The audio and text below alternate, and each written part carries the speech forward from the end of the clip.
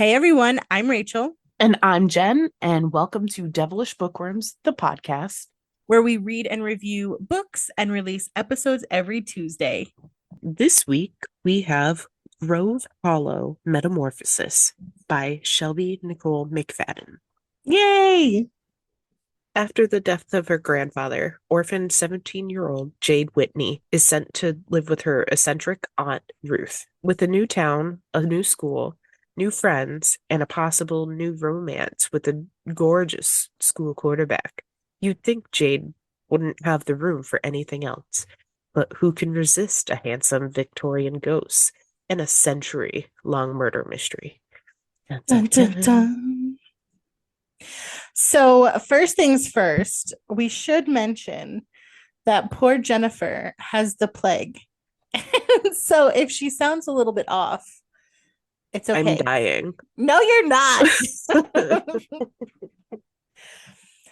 So some trigger warnings. The only ones that I could think of is discussion of death of a loved one, specifically grandparent, and also parents. Uh, Well, and a a whole family. whole family. And then like, what would you say? Like public humiliation technically Yeah, counts. yeah, because there was a couple instances of that. Mm-hmm. Bullying. Yes, bullying for sure. What a twat. I know. Um, yeah, I think that's pretty much it though. Sounds about right. Let's start from the top. The book is set in the 1980s, and I would say that the cover, would you say it's a little 70s? It looks a little 70s to me. Like I the, definitely kind of felt like 70s vibe from that. yeah. It's wicked pretty though. It's of a Luna moth. Luna moth? Lunar. Luna. I don't know. I could have Googled that.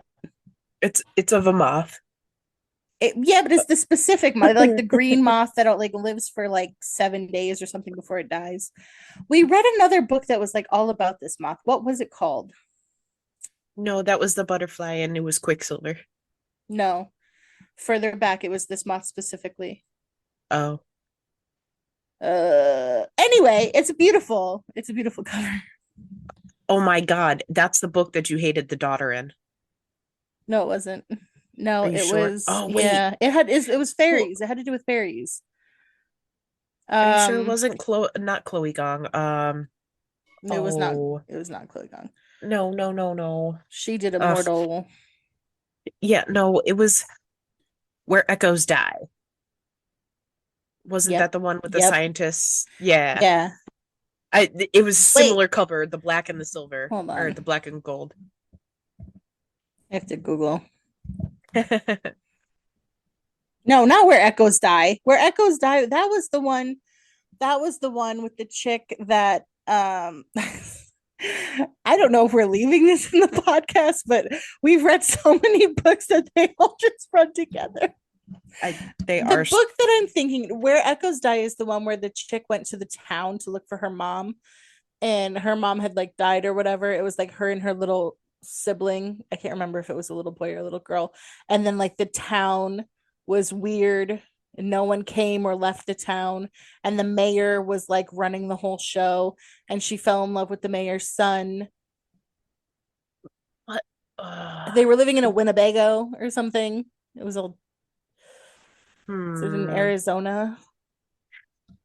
I think I might be confusing the stories, but I thought that was the one where the chick was studying different animals and the moth thing was like her salvation. Like she needed to You're find this moth, thinking you're thinking of the right book.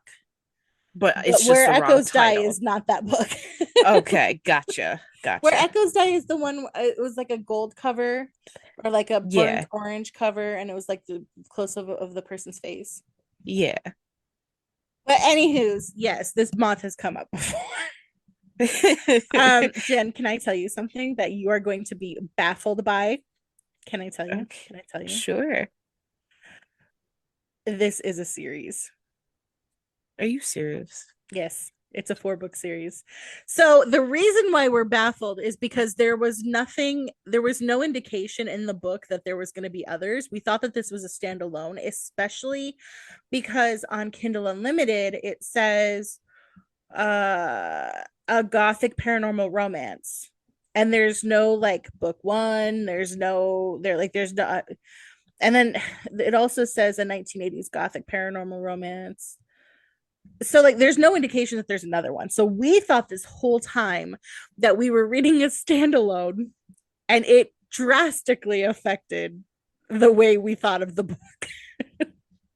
Well, yeah. I mean, literally, even when you click on the book itself, normally it brings you to the series when you go to Uh-huh. like see in store. No, Mm-hmm. it doesn't bring you to anything else. So the series is not finished yet, but there's on the author's website there are 4 books. It's Grove Hollow Metamorphosis is number 1. Grove Hollow Senescence is number 2. I think that's, yeah, Senescence. Grove Hollow Mimicry is number 3, and Grove Hollow Resurrection is number 4. And all of the covers of these books are stunning. Like I would want all 4 of these on my shelf. Um, but the only place that I found out that this was part of a series was on the author's website. Which, that kind of does her a disservice because that I don't think it would change my actual review of the overall book, Mm-hmm. but at the same time, that does change some of my perspective Yeah, instead absolutely. of thinking that it's just a standalone book. So, oh man, what a disservice. So we'll definitely talk about that a little bit more later when we're talking about like the body of the book. Um but before we hit that, I want to talk about the dedication, and there is notes from the author. Jen, can you read the dedication for me? I wanna. Well, you don't have No. to, but I feel like I'm kind of bogarting this whole conversation. Well, I feel like I will get my chance to voice all my opinions, but You're sick. I don't you don't want to worry. make you talk. You know what I mean? It's okay. I'm trying It's to okay. save you. My voice is just beautiful as it is. That is accurate.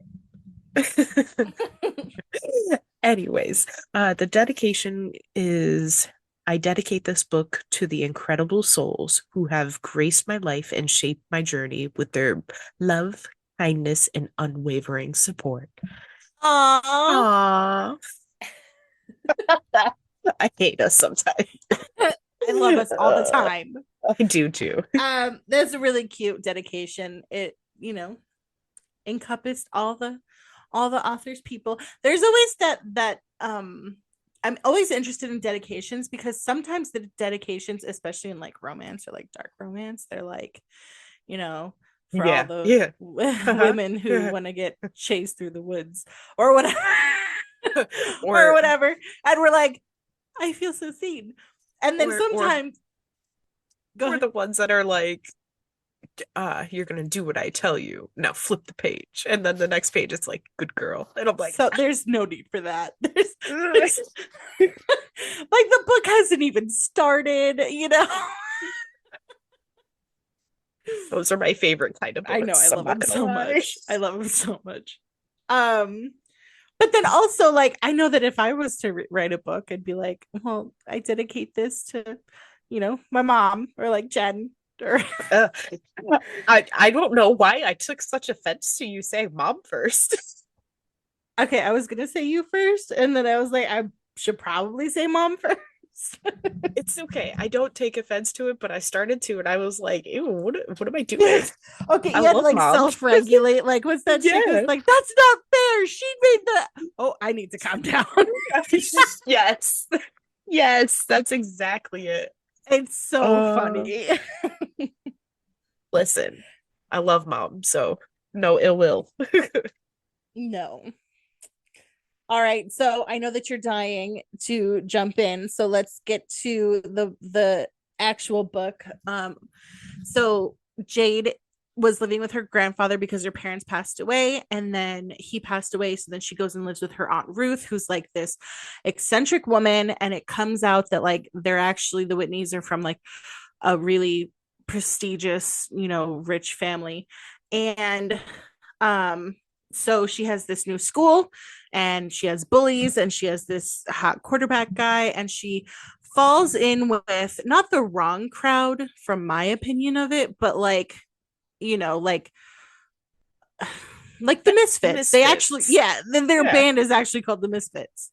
So they're like the alt, like, alternative, like Madonna and Boy George and Yeah. It like I feel like that was kind of like our little group yes. because we were all different walks of life. Like I was the sporty one, then you had Brittany, who was the Barbie of the group. Then we had you. Absolutely. Uh, you were the goth of the group. And like we were so weird. But you know something? We all fit like a glove. Like Like a glove. it was such a good fit. And Yeah. I feel Oh, I like miss Brittany. I do too. I haven't talked to her in forever, but that's life sometimes. We fall apart, but at least we hung in together Well, yeah, that wasn't forever. even an option. Yeah, no, it really wasn't. Uh, so with the whole topic of misfits and all that, like I really think these group of friends really worked together. As weird as they were, I loved every bit of it. Yep. They just, I don't know, they gave all the good vibes. They It's, completed each other. It was like each person brought a new, like a different flavor to the mix, and together they were just perfect. yeah, minus that one guy that came in at the party, the in the abandoned mansion. Oh, yeah. I don't remember what his name was. I can't remember because I didn't like him, but No. he was a twat. Yeah. He But wasn't part of the friend group, like the real friend group.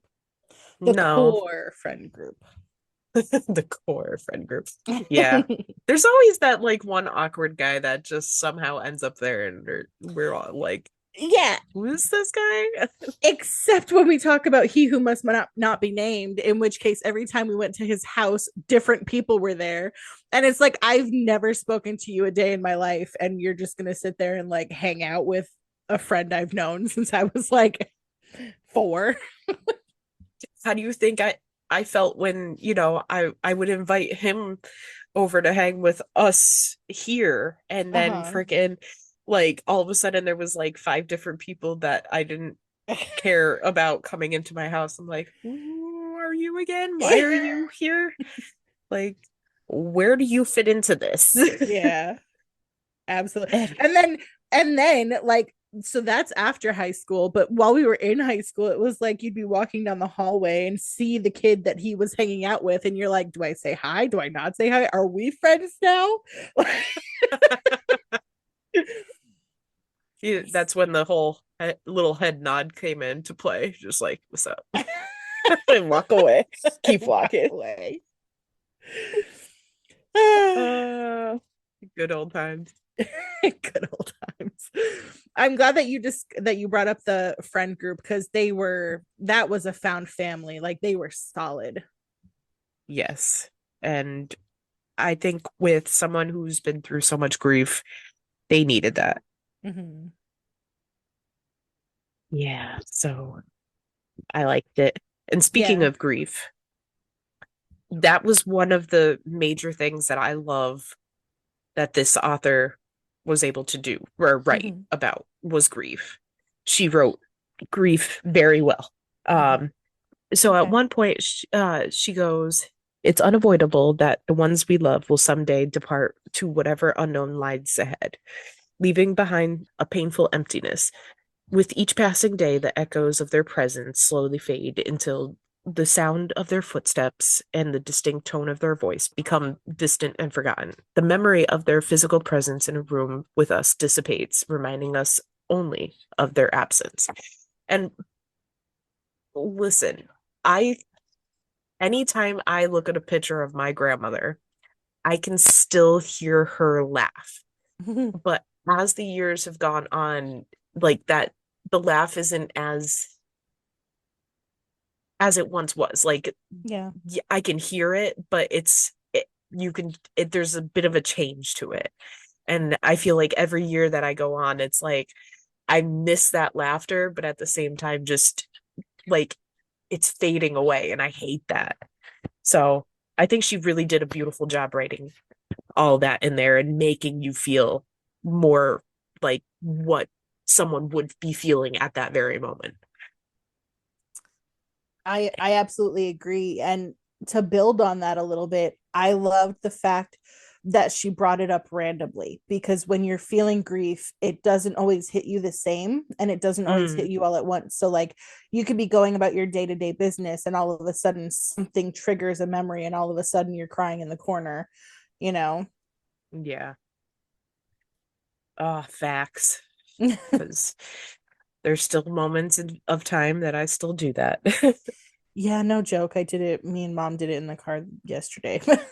We were Oh, talking about our grandma, or my grandma, mm. and it hit again, and we were like, "Oh, topic change, topic change." Yeah, like anytime my dad and I sit there and talk about my grandma, it's like, mm, okay, no, Mm. no feelings, feelings, too much. Ah.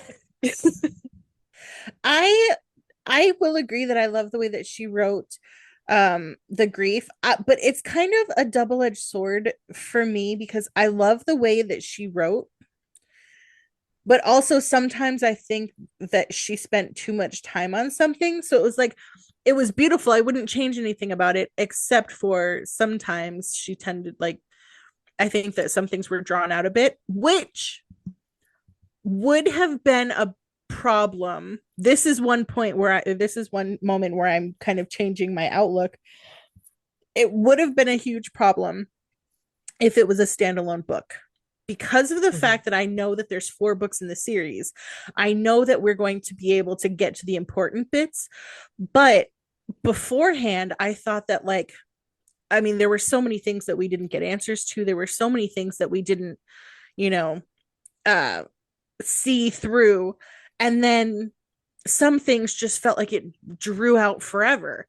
And so I, now knowing that there's 4 books in the series, I like the way she wrote it better. And so like she did get those human emotions, and it was organic the way the characters felt and interacted with each other.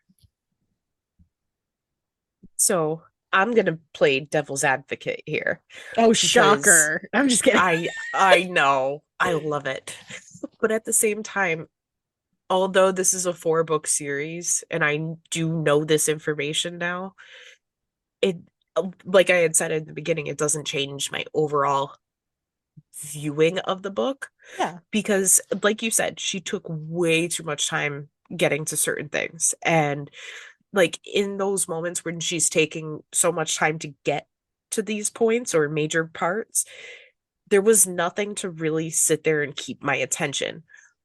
I I was struggling. Like this I I wanted to, love the relationship that she was starting with Brad, but I didn't care. I really didn't care at all about it. But then I was starting to care about, the what was going on between her and the ghost. What's his name? Mm-hmm. Will. Will. Thank you. So I was starting to you know, get all excited, like, okay, so what's gonna happen here in this situation? Mm-hmm. But then I kept getting more information about Brad, and I'm like, I really don't give a shit. Like, like, give me more about Will. Um, but then on top of that, like, I felt like I wasn't um getting the answers that I needed. And when I wasn't even getting any answers at all and there wasn't any hope for a second book, I was like, well, what the fuck? Like, Yeah. um, but at the same time, like, if you're gonna have a book like this, like, the book was a great concept. I absolutely was obsessed with the fact that we were gonna have a a, a ghost that we needed to solve his mystery, and there was a certain necklace that she finds that's going to help us solve the mystery, and then to find out there no mystery is being solved here. I was kind of mind fucked. Yeah. Yeah. So It, it was definitely once we hit the end of the book and it was like, wait, we still what? What? You know? yeah, Um yeah. Yeah. but who knows? Maybe, just maybe, it'll be a great second book that pulls you even more into a mystery. So I here's don't my know. thing is I genuinely enjoyed reading it. I will agree 100%. Brad sucked. Brad's character sucked. Couldn't care less about him as a person, Yeah. especially like she's starting to develop feelings about a ghost. Hello, right up my alley. Brad didn't stand a chance. You know what I mean? Like in my eyes, Brad didn't stand a chance. Like Will is from what was he from? Like the 1800s, and like he was all broody and like Will, or, I mean, Brad never stood a chance. So I will admit, like in his parts, I was like, oh my God, can she just get home already? Um, but I liked reading it. So the reason why I'm not mad about the fact that like she took so long now after knowing that there's more books is because I know that the answers are coming. And I know you don't like that long drawn out thing. You're not one for like, slow burn or like, well, you don't mind slow burn, but you don't like slow burn. Um, which I love that. I'm a big fan of the yearning. So like I genuinely enjoyed reading the book. I loved how like she was very very much in the 1980s. The way she wrote the setting was fantastic. The way she wrote the interactions with the characters, like I said, some of them maybe not necessary, some of them dragged on a little bit. But for the most part, I loved being in that world. I loved it when they were, doing all the research and in the attic or like baking the cake or when they were in the garden. I loved it. Well, by no means am I saying that the writing was terrible because the writing was really good. Like Mhm. she is a very good author. Like, don't get me wrong.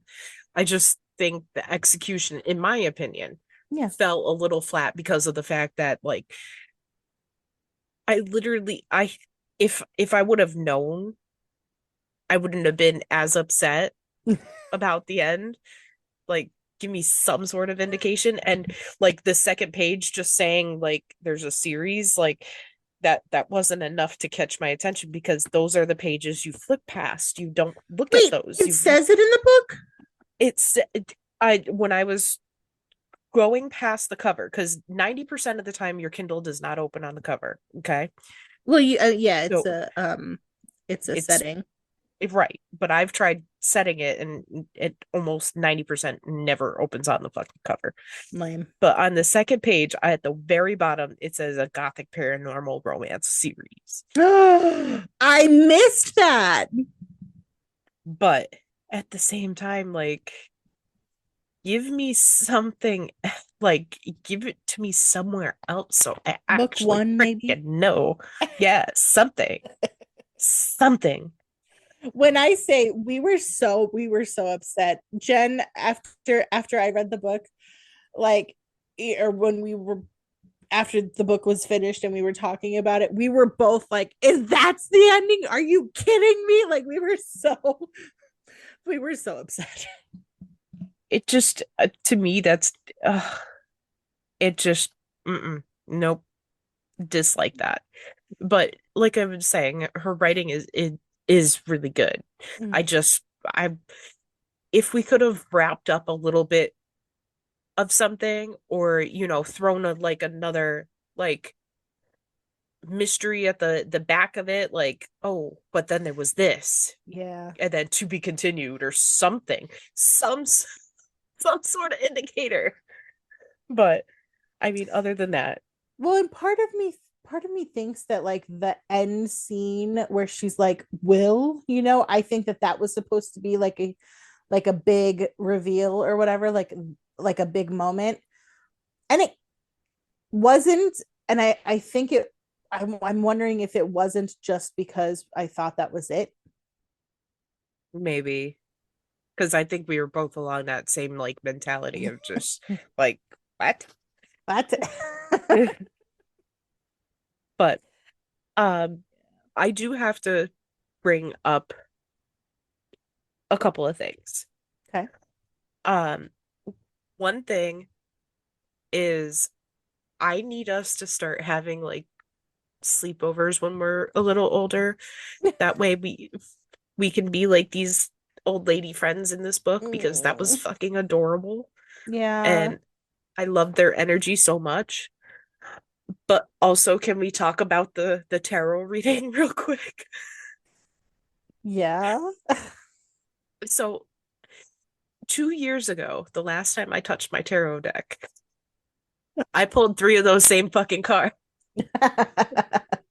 So I'm like, what the fuck is this happening? What is happening in this book? And then we don't touch base on that anymore. Like, it was just, that was it. I know. And I feel like that's probably going to come into play into one of the other books because I feel like she wouldn't have brought it up if it wasn't going to play a role. But I it's one of those it's things where it's like it took so long to circle back around. Yeah, but um so yeah, I needed you to know that I need that in my life. And yeah. Dude, I'm so down. Honestly, okay, so quick quick tangent and then we'll get back to like favorite characters and quotes and stuff. But I was talking to sister-in-law and we watched Practical Magic. It was the first time she's ever watched it and she's like, "Oh my God, I want that. I want to have a tribe of women and just, you know, We've have been trying drinks." to have that with her. I know. And I was like, I'm saying if we could just get Jed out here. But Uh, I swear. Um, what is your favorite character? And then yeah, what's your favorite character? I was um, thinking and speaking at the same time and it did not work out very well. hold on one second. Nope. Um, what is her? Aunt Ruth. Yep, I, mine too. so listen, there is something about people that are so unapologetically weird, and I'm Yeah. so fucking here for it. Mm-hmm. Ugh, she's everything I aspire to be. Literally me too. She's like everyone calls her the town witch and she like so Aunt Ruth and her friends are like that's what we were just discussing is having the sleepovers and whatever, and she has this big beautiful mansion and it has all of the weirdest things that you could possibly think of, like you know oh, it's so cool. She's just so cool. Yeah, like, who says that your fucking designing or interior design has to match and flow? No, it's just fucking chaos, and just I'm here for it. Yeah, I love her and she's so glamorous. uh Yep. and then when she talks about all of the people that she used to have romantic liaisons with. Oh, I know. Ugh, so good. Did you have a favorite quote? I don't know. Hold on. Let me look. Annotations. Ooh, this is Okay, so interesting. what? What's because I wrong? had like I no, I just like had seven of them. So Oh. Well, there's a couple of different things that I highlighted. So I did highlight the thing at the beginning of the book. It was like a little blurb. And it says, what if the universe cuts our souls in two, creating a reflection of ourselves with an intense soul connection, our twin flame, a union with a deep affinity sent to challenge us, mirror each other's insecurities, and break down the walls of our egos, a force so strong it binds us together, controlling intuitions and directing us through predestined events, fate, an unconditional love so powerful that a soul could wait lifetimes to find its twin again. Hmm. honestly, I actually have that highlighted too. But I didn't put it as my favorite quote because I knew better. Let's see. Oh, this one was so me. I don't even like I had to highlight it. It says, I prefer to watch people interact rather than fret over whether or not I'm dull. Being a wallflower may make most people feel small and awkward, but I consider it great spectating fun. Mm, Yeah. yeah. Oh, also, there's another bit. It says the one exception is that I love that you can be whoever you want to be here. So Jade is in New York. And this is, I've been having this conversation with people lately because it is to a T 100% how I feel. I used to live in some big cities. Now I live in a small town. And this is 100% how I feel. So Jade is talking about New York, and she says, the one exception is that I love that you can be whoever you want to be here. In a small town like Grove Hollow, Aunt Ruth comes across too eccentric and showy. It scares people. However, in Manhattan, she fits right in. Hmm. And then being different doesn't equate to being bad.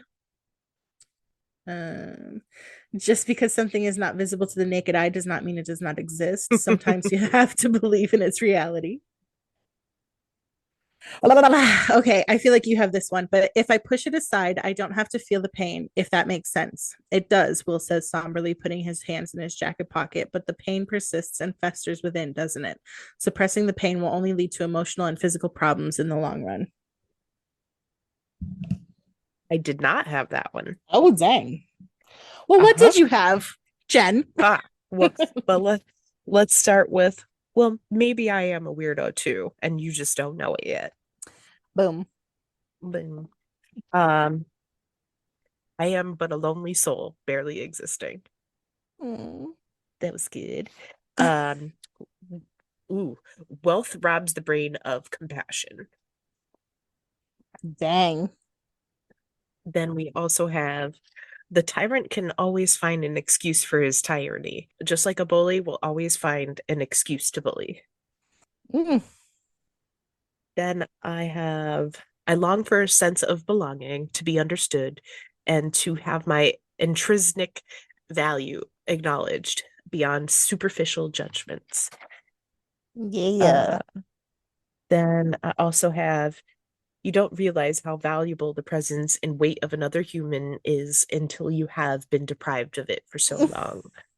I Because know. facts, I know. I miss you. I miss you too. Um, and my all-time favorite was beauty can thrive amid imperfection, and that there's a unique charm to wild and unrestrained things. What are your final thoughts about the book?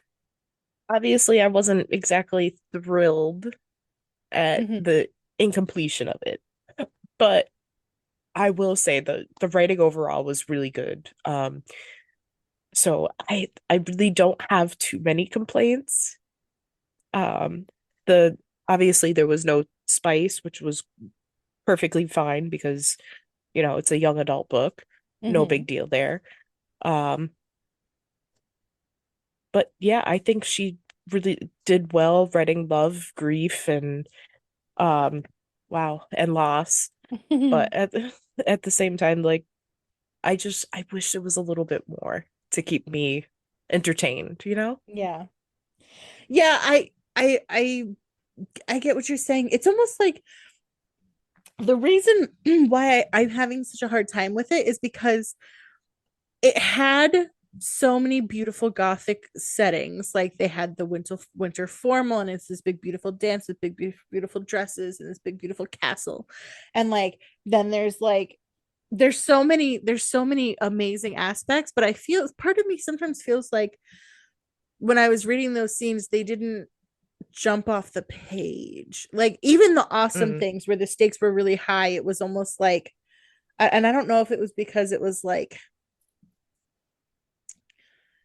too many sentences, you know, like it was too, the scenes were too drawn out. I don't know, but I get what you're saying. yeah.